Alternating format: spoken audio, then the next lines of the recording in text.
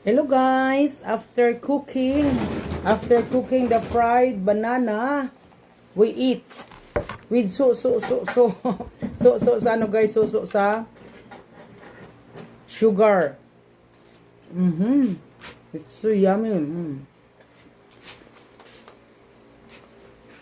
Yan guys ang puno ng bahay namin.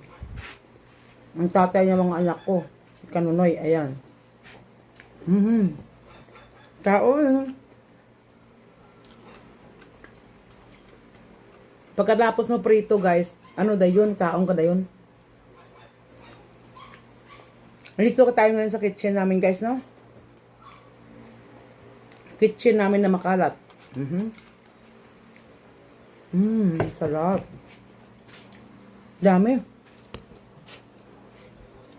Ayan guys. Agi-agi lang si Don Pipot sa likod naton. Ayan, kaon na. Oh.